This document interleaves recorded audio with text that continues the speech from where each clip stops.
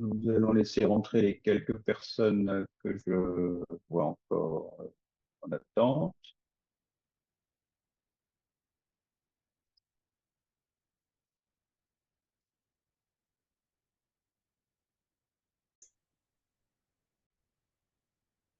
Très bien. Bonjour à tous, bonsoir à tous plutôt. Frédéric Conto, directeur territorial des CMA de Martinique. Donc, j'interviens en deuxième position aujourd'hui sur le second webinaire de la semaine des associations.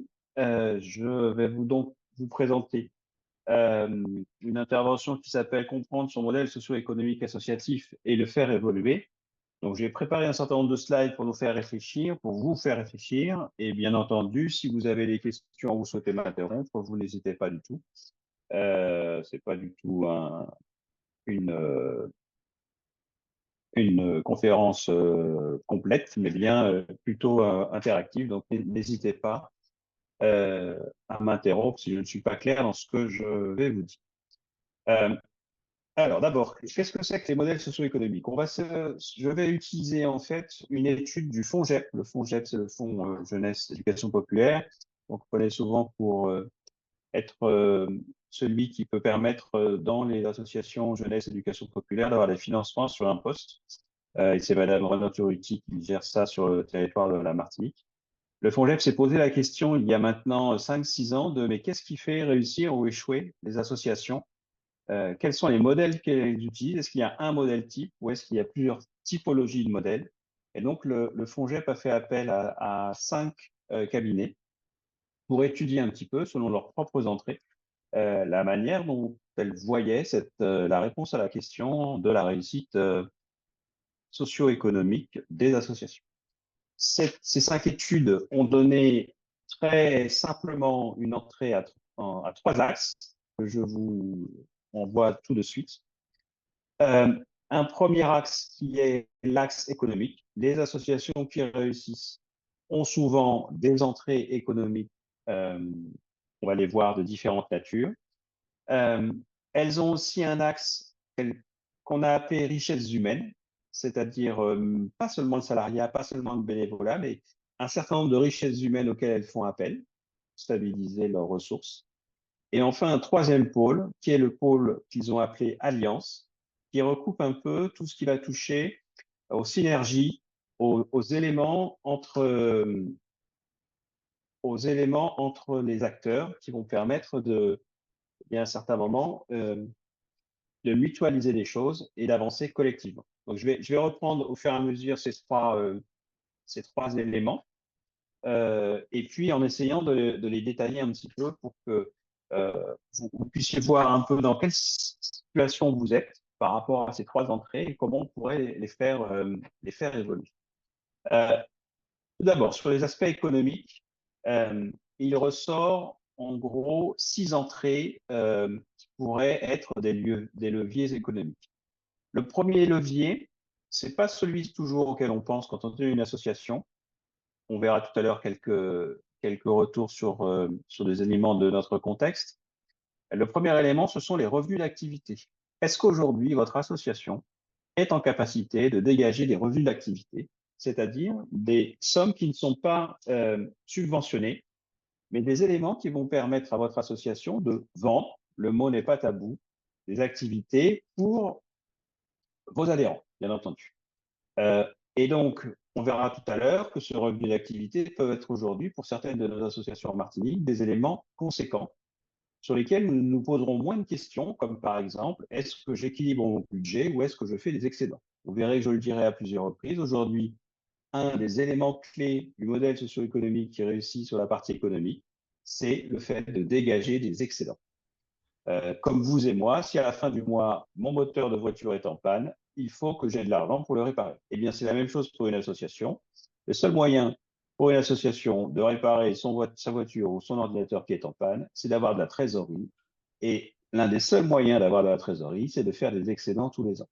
Donc, il faut que nos modèles socio-économiques, d'un point de vue économique, nous amènent à générer des excédents. Bien entendu, pas des excédents du CAC 40, mais des excédents qui correspondent aux besoins de nos projets et aux besoins du développement de nos projets au service de nos adhérents et de nos publics.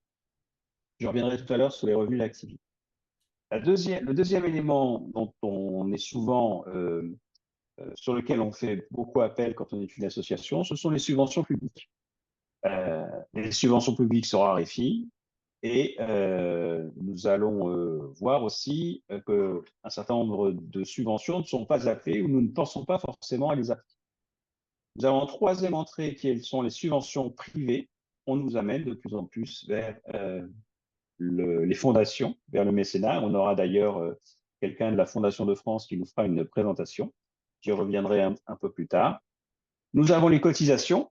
Hein. L'élément premier, normalement, dans une association, c'est bien les cotisations des adhérents. Mais bien entendu, ces cotisations sont souvent assez faibles. Et donc, on ne peut pas dégager des sommes colossales liées aux cotisations de nos adhérents. Et puis, nous allons avoir la possibilité de mécénat. Donc, des entreprises qui payent l'impôt sur les sociétés vont pouvoir, comme à titre individuel, des gens qui paieraient sur l'impôt sur le revenu, se dire, ben, je vais accompagner une association parce que cet accompagnement financier va me permettre d'avoir une réduction de mon impôt sur les sociétés. Encore faut-il avoir des sociétés dans son entourage qui gagnent de l'argent, donc qui payent l'impôt sur les sociétés et qui sont prêts à accompagner le portage du projet de notre association. Enfin, on oublie souvent, mais on peut aussi mutualiser un certain nombre d'éléments économiques. Ainsi, par exemple, est-ce que moi et mon voisin, qui avons tous les deux 50 mètres à faire pour aller de l'un chez l'autre, avons besoin tous les deux d'un photocopieur? Est-ce que nous ne pourrions pas mutualiser le coût d'un photocopieur et donc, dans ce cadre, faire des économies d'échelle sur le photocopieur ou sur d'autres biens des services? Je passe à la deuxième slide sur quelques éléments de notre contexte. Aujourd'hui, nous avons globalement une diminution des subventions. Donc, l'appel traditionnel des associations à la subvention publique devient plus compliqué parce que plus rare, mais aussi parce que nous avons d'autres formes. Par le passé, il était facile d'aller voir un maire ou un président de conseil général et de lui dire, ben voilà, j'ai tel projet. Dès l'instant où il était un peu intéressé, on pouvait facilement obtenir une subvention. Aujourd'hui, on va plutôt vers une commande publique ou des appels d'offres. Et donc, des appels d'offres, ça nécessite des compétences pour y répondre et on n'est plus vraiment sur du gré à gré comme on pouvait l'être par le passé. Et donc, on a la concomitance de deux actions, cette manière de faire avec les appels d'offres et en même temps la raréfaction des subventions publiques. Hein. Les communes, la CTM, même si à un certain moment on peut penser qu'elles ont de l'argent pour les subventions, elles font des choix qui font que nous n'avons pas tous accès à ces subventions de manière aisée. Un montant des cotisations qui reste faible, hein, même si vous doublez les cotisations de vos cotisants sur l'année 2024, vous ne pourrez pas embaucher un salarié lié à ce doublement des cotisations. Donc, il faut garder ça comme un atout, comme un soutien au projet. Mais effectivement, le nombre de cotisations peut avoir tendance à baisser. Cécile Renaud-Turiti disait tout à l'heure, on retrouve des niveaux de bénévolat qui correspondent à l'avant-Covid. Mais est-ce que nous avons retrouvé l'ensemble de nos adhérents d'avant Covid? Chacune de nos associations peut regarder un peu cela. L'autre élément, donc, c'est l'augmentation de nos revenus d'activité. Donc là, on nous demande de trouver de plus en plus par nous-mêmes des revenus d'activité. Ça pose la question de la concurrence. On le verra peut-être dans un autre webinaire, la concurrence avec le marché privé. Mais aussi, ça pose des questions plus de fond, à savoir quelle est la pérennité de l'activité que je vais lancer. Je peux lancer une activité, mais si jamais elle ne génère pas grand-chose, j'ai peut-être pas grand intérêt à la lancer. Et puis enfin, autre problématique, la solvabilité des publics. Est-ce que les publics que je touche dans mon association sont prêts à financer telle ou telle activité, tel ou tel service au-delà d'un certain prix? Donc, cela demande, ce sont des vocabulaires qu'on n'utilise pas souvent dans les associations, mais cela demande une étude de marché pour être certain que l'action que je vais proposer rencontrera du public et que ce public est prêt à financer l'action que je vais mener. J'ai ajouté quelques solutions possibles dans le document. Je vois quelqu'un qui dessine sur le schéma. Je ne sais pas si c'est parce qu'il n'a pas de micro. Ça n'est pas grave, je continue. Donc, un des éléments essentiels, c'est de connaître son modèle socio-économique et ses fragilités. Si je suis essentiellement dépendant de la subvention publique et essentiellement dépendant, par exemple, à une commune, eh bien, je peux me retrouver en difficulté facilement si la municipalité change. Si j'ai des fonds publics d'État, l'État peut très bien changer sa politique publique d'une année sur l'autre ou sur 2 ou 3 ans. Et donc, du coup, là où j'avais des subventions publiques aisément, je peux en perdre un grand volume. Donc, il faut que je sache quels sont les, les éléments, pardon, voilà. Quels sont les éléments qui constituent mon modèle socio-économique. Un autre élément qui porte sur l'économique, c'est est-ce que notre projet est soutenu par l'ensemble de nos membres et est-ce qu'on le questionne régulièrement? Je fais beaucoup d'accompagnement associatif et il m'arrive d'avoir des personnes qui disent on va aller sur tel secteur d'activité, on souhaiterait le développer. Mais d'un autre côté, est-ce qu'il fait partie de votre objet? Une association, on le reverra aussi à d'autres moments, ne doit œuvrer que dans le cadre de son objet statutaire. Et donc, si je n'ai pas les personnes âgées dans mon objet statutaire, je n'ai pas à proposer des actions auprès de personnes âgées, que j'ai choisi historiquement le public jeune, par exemple. Et donc, du coup, si je veux toucher les personnes âgées dans mon projet associatif, il faut que je fasse évoluer mon projet associatif et que mon objet associatif évolue. Donc, c'est important de le re-questionner souvent et de ne pas aller vers là où il y a simplement des subventions ou des financements possibles. Troisième élément d'importance au sein de l'aspect économique de nos modèles socio-économiques, c'est avoir des cadres associatifs qui possèdent les compétences de gestionnaire. Aujourd'hui, on s'aperçoit qu'une association a de plus en plus de besoins financiers, a besoin d'être au clair. Quand on demande une subvention aujourd'hui, souvent, on va le faire auprès d'un organisme public qui va avoir sa propre organisation pour répondre à la subvention. Si vous faites une subvention auprès de la Drages, vous devrez la faire sur une applicatif qui s'appelle le Contasso. Si vous faites auprès de la DETS, vous devrez faire auprès de Dauphin. Si vous faites auprès de la CAF, vous devrez faire sur le Diplôme une fois.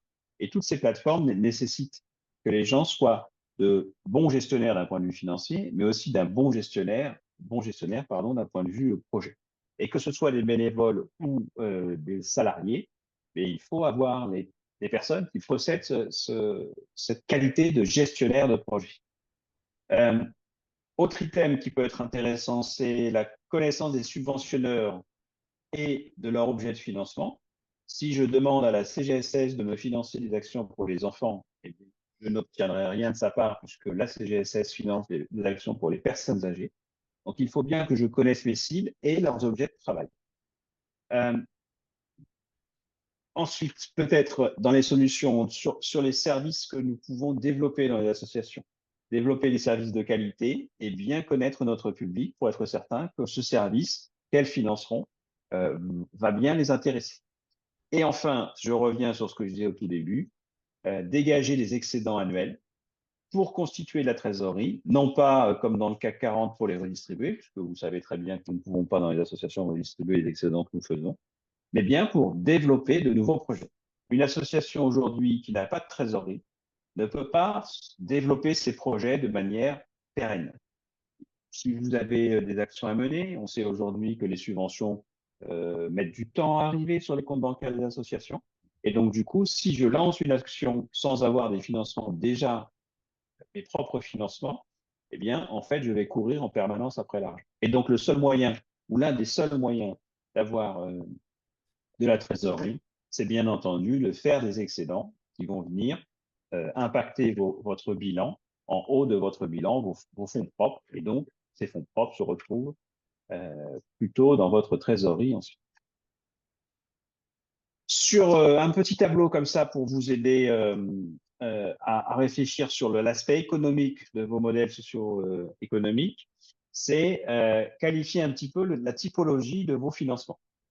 Ces financements se retrouvent bien entendu en haut de votre compte de résultat du côté de vos produits. Hein. Vous avez nécessairement une ligne cotisation, vous avez nécessairement une ligne subvention et contribution publique, vous avez nécessairement une ligne vente de produits ou de services.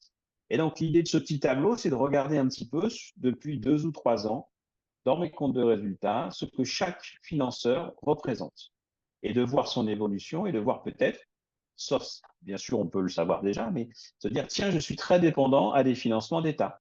Tiens, je suis très dépendant à des financements de la CAF. Ou je suis peu dépendant à des financements de la CAF. Alors que j'ai des publics qui pourraient relever de la CAF et donc peut-être je pourrais développer mes demandes de subvention auprès de la CAF. Donc, ce petit tableau, vous l'aurez après.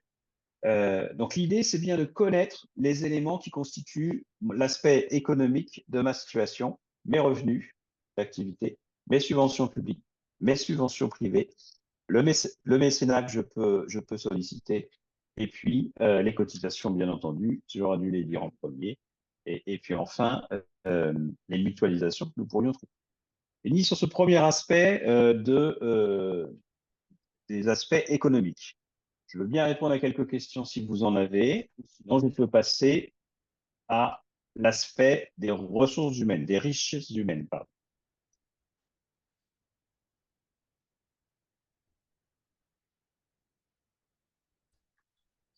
Pas de main qui se lève, donc bien entendu, vous pouvez me couper la parole si vous le souhaitez, il n'y a pas de souci. Deuxième élément de réussite des modèles socio-économiques, ce sont les richesses humaines. Ah, j'entends un petit éternuement. Est-ce que c'est quelqu'un qui souhaite parler? Non. Donc, les richesses humaines, elles ont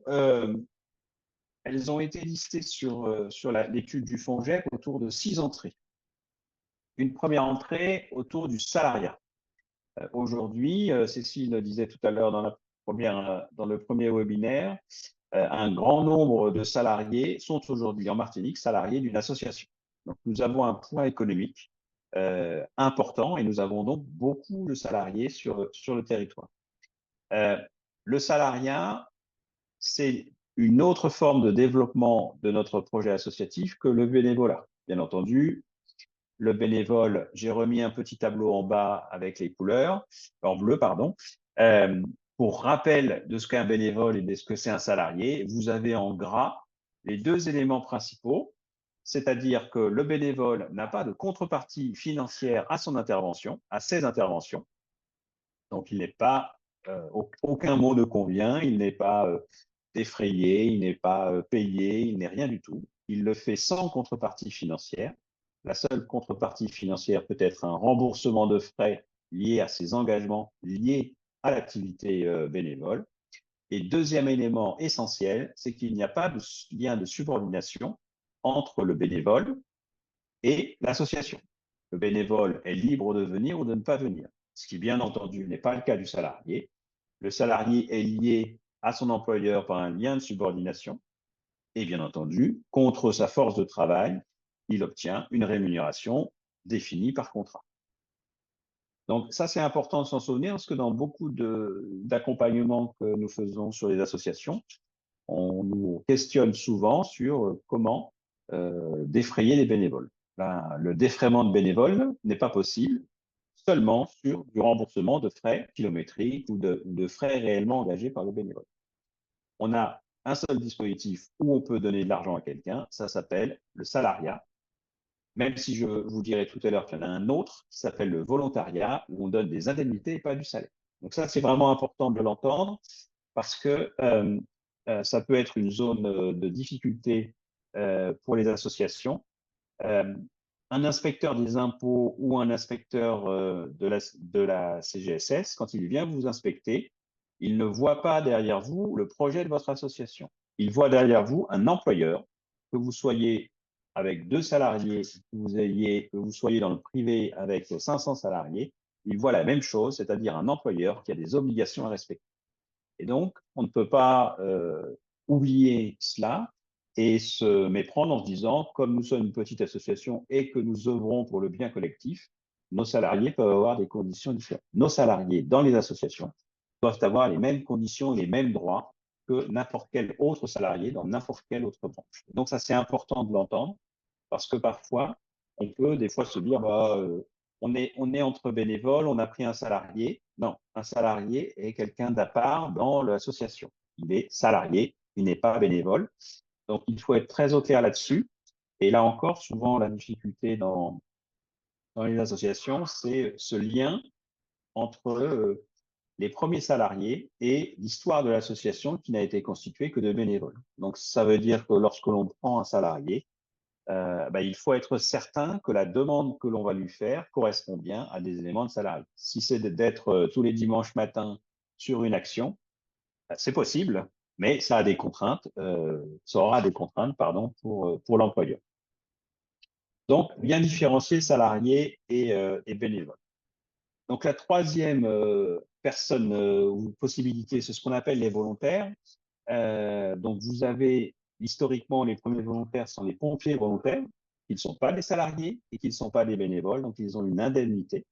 Mais le volontariat est très encadré et aujourd'hui, on a deux grands principaux types de volontariat que l'on peut avoir dans les associations. C'est le volontariat de service civique, des jeunes en service civique dans le cadre d'une mission de service civique. Mais là, c'est pareil, Cécile Autority reviendra certainement dessus. Et puis, des corps européens de solidarité, des jeunes européens que nous accueillons et qui ont des financements liés à leur statut de volontaire. Quatrième type de personnes qui peuvent constituer nos richesses humaines, ce sont les stagiaires.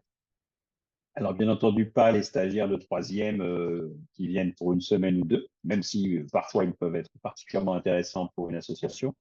Mais là, je pense plutôt aux stagiaires longs, des masters sur des objets qu'on n'a pas toujours dans les associations, des masters en communication, des licences pro sur des activités particulières, qui ont des stages à faire de plusieurs mois. Et donc là, ça peut être intéressant peut-être d'accueillir un stagiaire qui a des compétences à mettre au service de l'association et en parallèle permet d'avoir une expérience professionnelle dans le cadre de son diplôme.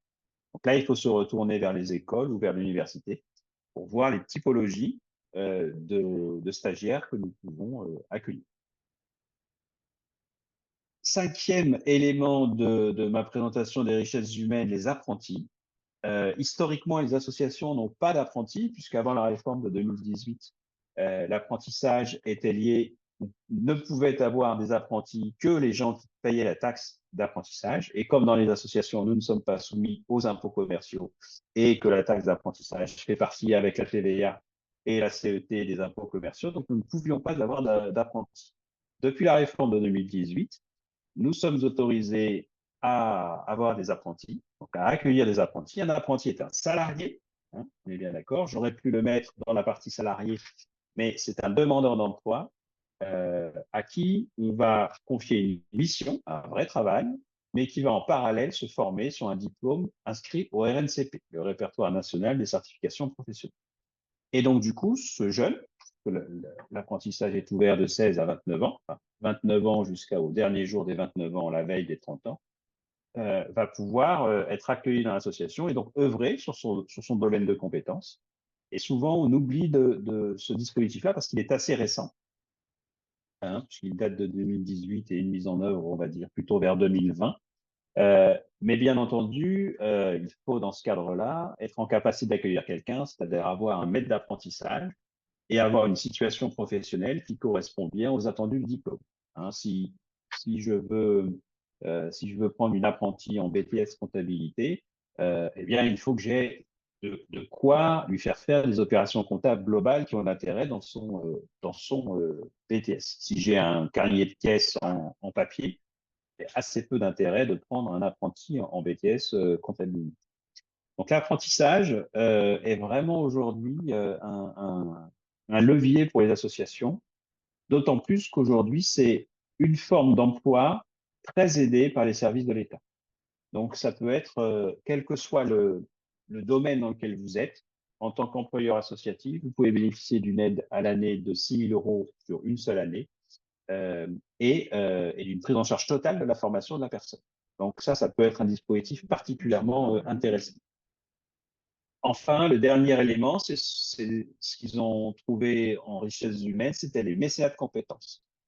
Alors, c'est un peu plus difficile en Martinique à mettre en œuvre parce que nous n'avons pas des grosses sociétés. Nous avons très peu de grosses sociétés. Nous avons surtout des petites PMI, PME. Et le principe du mécénat de compétences, c'est que j'ai un poste dans mon entreprise dont le salarié n'est pas à 100% ou a un intérêt avant sa retraite ou à d'autres moments d'aller faire quelque chose. Donc, je vais reprendre l'exemple du comptable. Dans une entreprise, je n'ai pas besoin de mon comptable à temps plein. Parfois, je peux le libérer une demi-journée ou une journée. Et du coup, plutôt que de lui faire faire autre chose dans mon association, dans mon entreprise, pardon, je vais le mettre à disposition d'une association. Et donc, du coup, là encore, je vais valoriser cette mise à disposition. Donc, mon comptable ira faire dans une association une journée de comptabilité par semaine dans l'association que je vais lui donner. Et je pourrais valoriser le salaire de mon comptable. Et là encore, si la société paye de l'impôt sur les sociétés, je pourrais me faire réduire mon impôt sur les sociétés sur le montant, sur une partie du montant, 66% du montant que j'aurais donné à l'association. Donc souvent, on n'y pense pas, mais plutôt que d'avoir un poste de comptable, une secrétaire ou quelque chose sur quelques heures, bah, peut-être, si dans nos entourages professionnels ou amicaux ou familiaux, nous avons des entreprises qui gagnent de l'argent, bien sûr, il faut être soumis à l'impôt sur les sociétés, on peut éventuellement les solliciter et comme cela leur donnera un avantage fiscal, souvent l'avantage fiscal peut intéresser les entreprises. Euh, pour quelques éléments, du coup, je reprends ma slide sur les éléments de notre contexte et de notre histoire. Euh, donc, une évolution de l'engagement bénévole. L'association qui n'a que des bénévoles pour faire fonctionner toute l'année la structure existe encore, mais aujourd'hui, on regarde la complexité de ce qu'on demande au sein d'une association. On peut être appelé, on peut être appelé à, euh, à faire appel à d'autres formes d'engagement. Et donc, du coup, parfois, le bénévolat n'est plus la seule solution. Et en plus, on l'a vu aussi lié au Covid, même si les taux de bénévolat sont importants en Martinique, on peut avoir peut-être parfois pas les personnes qui nous intéressent le plus. Aujourd'hui, si on a besoin de quelqu'un qui gère des finances, peut-être que dans nos bénévoles, nous avons des gens qui sont prêts à faire des actions au quotidien, mais pas forcément à gérer les actions. Euh, autre élément de notre contexte, donc on a de nouvelles formes d'engagement, les volontaires, le service civique, pardon, les corps européens de solidarité. Cécile Rucci en parlait aussi sur le SNU, donc il y a des possibilités d'accueillir des jeunes dans le cadre de ce dispositif au sein des associations pour qu'ils fassent une mission d'intérêt général. Donc après, avoir les contenus exacts, mais ça peut être entre guillemets, des forces de travail ou de réflexion qui peuvent nous accompagner dans le développement de nos associations. Un autre élément de contexte, c'est quand même notre complexification aujourd'hui. Euh, faire une fiche de paye il y a une quinzaine d'années, vous pouvez le faire sur Excel et il n'y avait aucun souci. Aujourd'hui, si vous n'avez pas un professionnel de la feuille de paye, vous êtes en très grande difficulté. Donc, c'est valable dans beaucoup de domaines. Et donc, cette complexification nous amène à avoir besoin de professionnels compétents dans des domaines très précis. Euh, L'autre élément qui est lié, c'est la montée du salariat. Hein. Si j'ai besoin d'un gestionnaire de paye aujourd'hui, ça peut plus être mon trésorier qui fait ça, sauf si lui-même dans le privé gestionnaire de paye, il faut que j'ai quelqu'un qui soit capable de le faire. Et donc du coup, ça m'amène des contraintes qui sont liées au salariat. Mon trésorier faisait ça quand il le voulait, comme il le pouvait. Là aujourd'hui, on va avoir des contraintes qui sont beaucoup plus importantes. Et puis enfin, un autre élément qui n'est pas des moindres, c'est une des caractéristiques de nos associations, c'est bien que souvent, nous avons le bénéficiaire comme coproducteur de l'action. On ne fait pas des actions dans l'absolu pour un type de public, mais on adapte très fortement au bénéficiaire tel qu'on le connaît, tel qu'on travaille avec lui. Et donc, du coup, il y a nécessité que l'ensemble de nos membres soient en capacité d'adapter leur intervention avec les publics que nous avons. Euh, Quelques éléments de solutions possibles. Recruter des personnes formées et compétentes sur des temps de travail compatibles avec nos finances.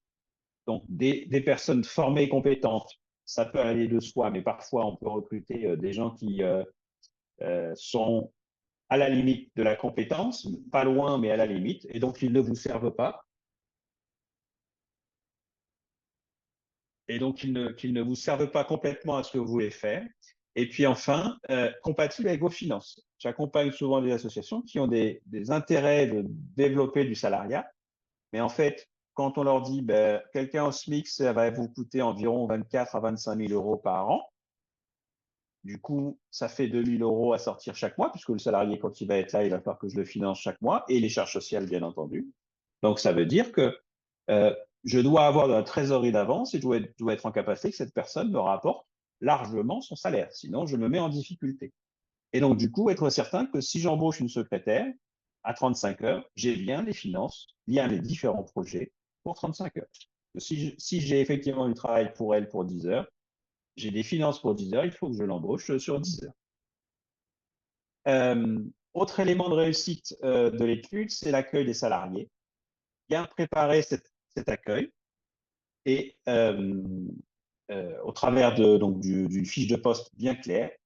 Parce que si je vous dis qu'est-ce que fait une comptable ou une secrétaire, nous sommes une quinzaine autour de la table, nous aurons 15 réponses différentes. Donc, pour être sûr que la secrétaire que je vais recruter va faire ce que j'ai besoin qu'elle fasse, il faut que j'ai absolument une fiche de poste qui décrive mes attentes et que du coup, j'ai recruté la bonne personne qui corresponde à mes attentes. Si une secrétaire sait répondre au téléphone, ça n'est pas la même secrétaire que celle qui va écrire les projets pour moi, ou les relire, ou etc. Donc, il faut qu'on soit le plus clair possible par rapport à ça. Autre option pour vous dans les richesses humaines, c'est accueillir de nouveaux bénévoles, peut-être sur des compétences auxquelles vous ne pensez pas ou que vous n'avez pas encore aujourd'hui.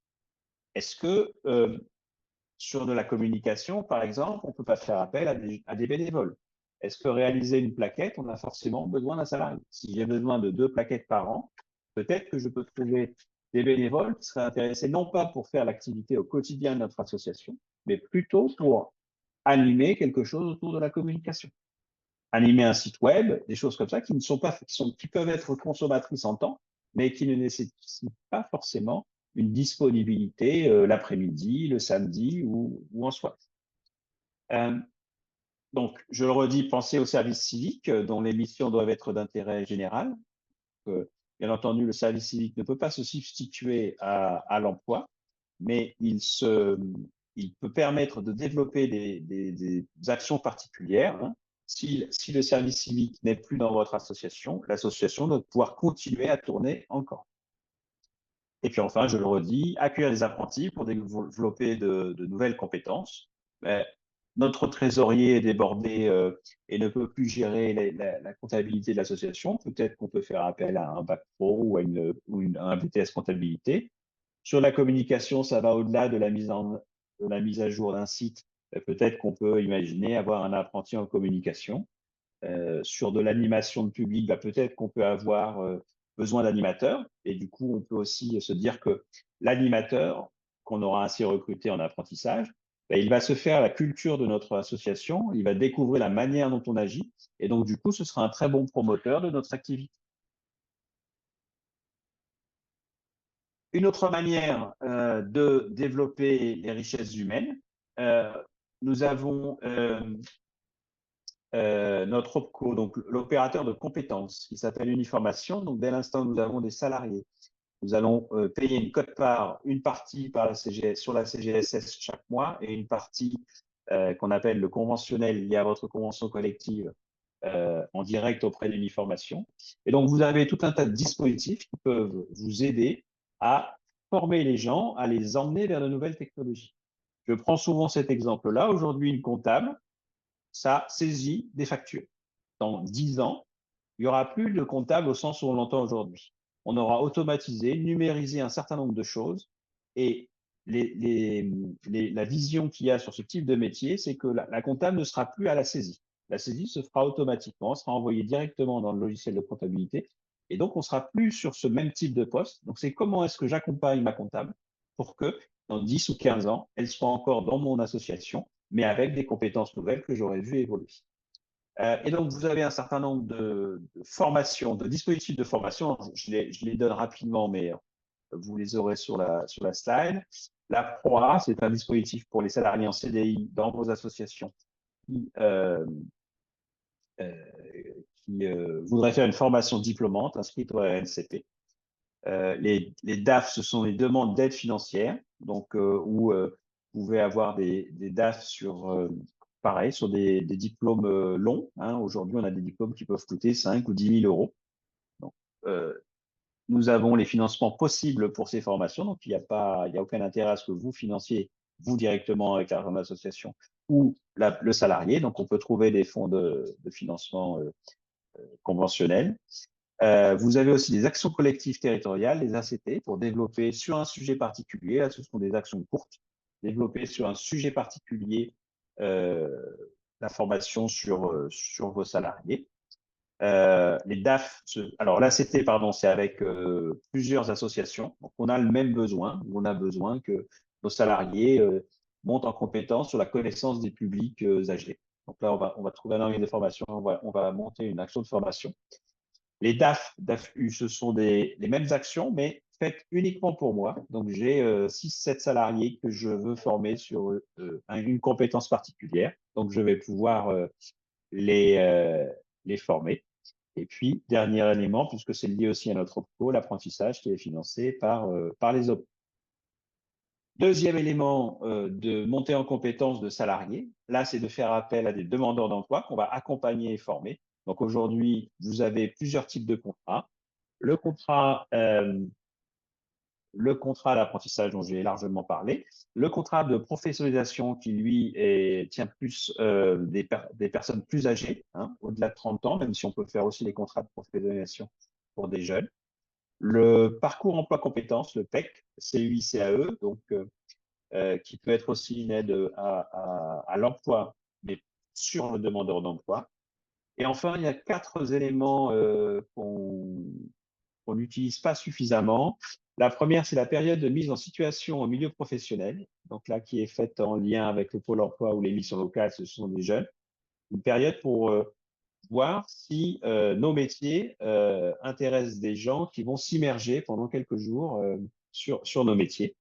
C'est le même dispositif que la POEC, la préparation opérationnelle à l'emploi collectif, et le I, c'est l'individuel. J'ai un besoin de recrutement. Je vais monter un dispositif de formation POEC. J'aurai 4, 5, 6 personnes sur ma formation.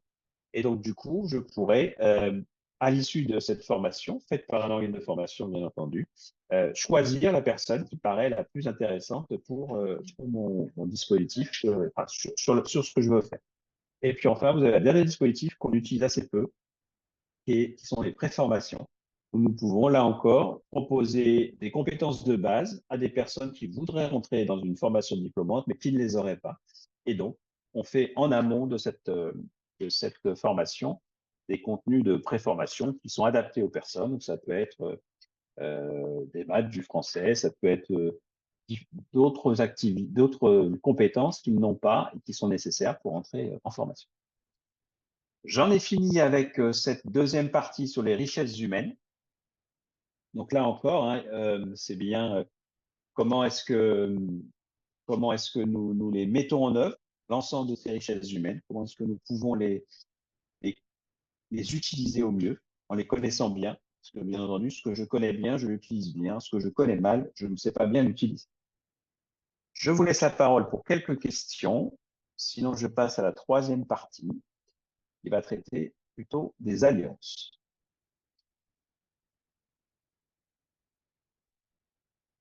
Il n'y a pas de main qui se lève. Je passe donc à la dernière partie autour des alliances. 4 typologies autour des alliances, enfin plutôt 3, pardon. Les partenariats, les coopérations et les mutualisations. Euh, Là, les alliances nécessitent de se faire confiance. Et 3 éléments de notre contexte qui ne le favorisent pas. Le premier, c'est un développement important du nombre d'associations. J'ai une question, j'ai un problème sur mon quartier, j'ai un public particulier. Je vais facilement aujourd'hui créer une association. Là où avant, je me serais peut-être rapproché d'une association existante et j'aurais adhéré, intégré pour essayer de faire évoluer leur proposition.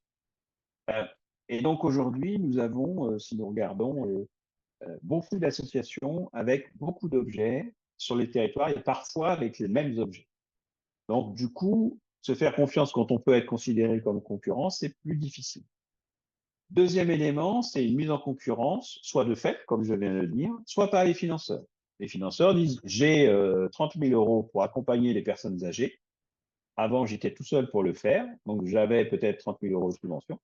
Aujourd'hui, on a 3, 4, 5 associations qui traitent de la personne âgée. Et donc, du coup, bah, peut-être que j'aurai pas ou peu de financement sur cela. Donc, ça crée aussi des éléments qui ne sont pas facilitants pour créer des alliances. Et enfin, euh, une opacité de nos associations réelle ou fantasmée, c'est-à-dire que la majorité des associations n'échangent pas sur la manière dont elles fonctionnent, et c'est dommage, parce que souvent, on s'apercevrait qu'on a les mêmes problématiques et qu'on pourrait les lever ensemble.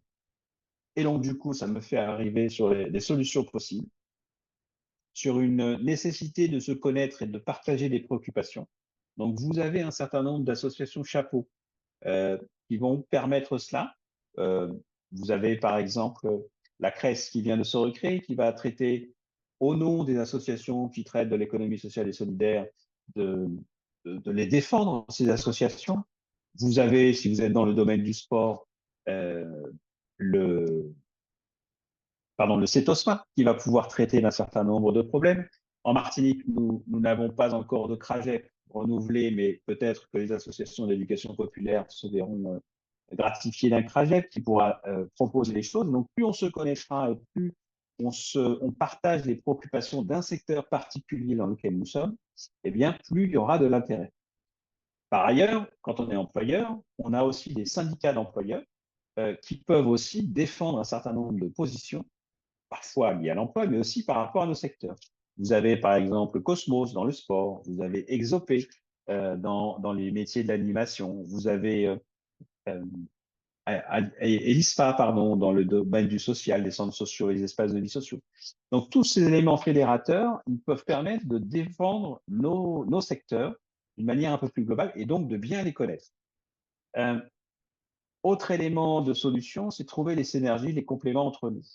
Je le disais tout à l'heure, on n'a peut-être pas tous besoin d'un photocopieur si on est tous à quelques mètres les uns des autres, mais peut-être aussi qu'on peut se dire que si on se connaissait bien, on peut aussi se dire, cette année, on est 15 à renouveler notre photocopieur.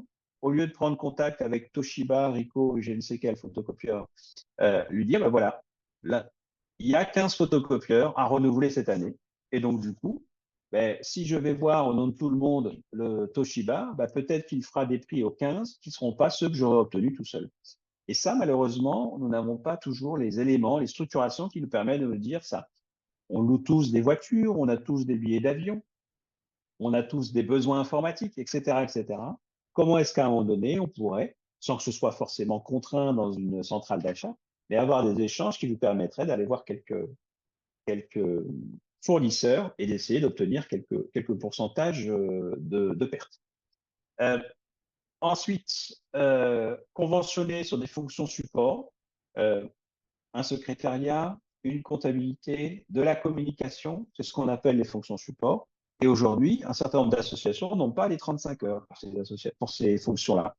Mais peut-être que nous pourrions, encore une fois en se faisant confiance, dans des conventions, bien entendu, partager de la comptabilité. Le comptable, il est une journée par semaine chez moi, il est 3 jours chez un autre, une journée chez un autre encore, ce qui permettrait de suivre notre comptabilité bien mieux que lorsque l'on fait appel à un cabinet d'experts comptables qui le fait quand il a le temps et souvent bien longtemps.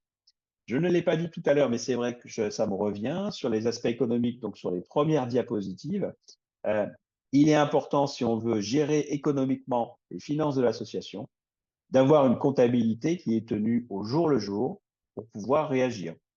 Si je m'aperçois que j'ai une difficulté financière à venir, il faut que je réagisse immédiatement. J'étais la semaine dernière avec des associations et, et nous sommes en novembre 2023. Elles n'avaient toujours pas leur compte certifié, enfin leur compte, tout simplement pas certifié, leur compte de 2022. Donc si j'ai fait une bêtise en 2022, je la recommence en 2023 parce que je n'ai pas été capable d'analyser ce que j'ai fait en 2022. Donc, il faut absolument que les comptabilités des associations soient tenues quasiment au jour le jour pour que dès qu'il se passe quelque chose, je sois en capacité de réagir. Je ferme ma petite parenthèse. Euh, et donc, du coup, peut-être qu'il nous faut aussi réfléchir collectivement, dans le cas des alliances, à des groupements d'employeurs et à des groupements d'employeurs d'insertion et de qualification qui permettent de prendre des gens qui sont en insertion et que l'on qualifie. Donc ça, ce sont des options qui nous sont ouvertes. Reste à chacune des associations à se dire, est-ce que je suis prêt à partager ma comptable, ma secrétaire, mon communicant, etc. Est-ce que je suis prêt à rentrer dans un groupement d'employeurs où je pourrais partager un futur animateur, une future comptable, autre chose. Et les stratégies des associations aujourd'hui doivent être pensées un peu plus globalement. Je ne dois pas me voir seul dans mon association, mais je dois bien me voir dans un environnement global où les trois aspects, l'aspect économique pur, financier, l'aspect richesse humaine et l'aspect alliance doivent se lier pour essayer de développer mon association et par ricochet les associations des autres personnes. J'en ai terminé sur ce que je voulais un petit peu présenter sur cet après-midi. Je vois que le temps est presque au bout. Je reste disponible pour les éventuelles questions ou nécessités de précision que vous voudrez bien entendre.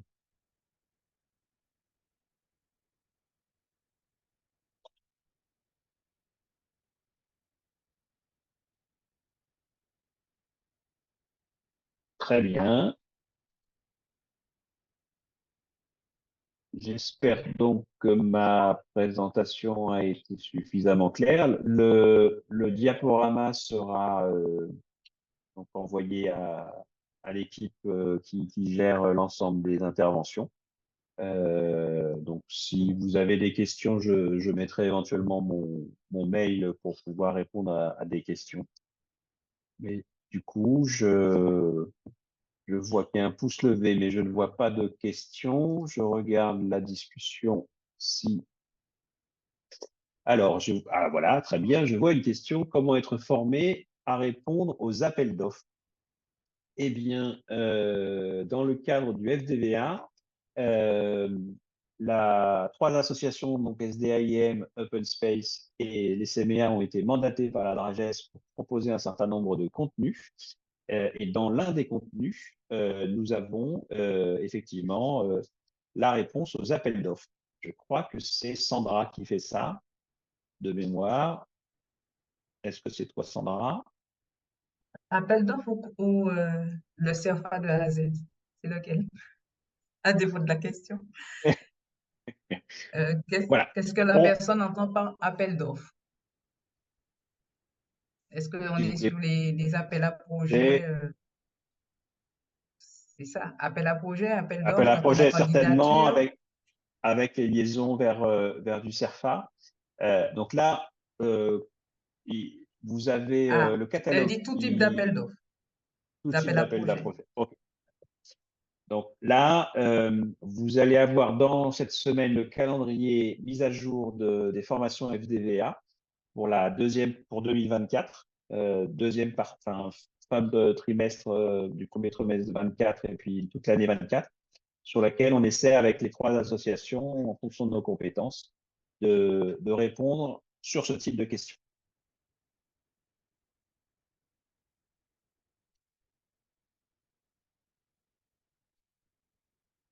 Eh bien, si je ne vois pas d'autres questions écrites ou orales, Non, il n'y en a pas.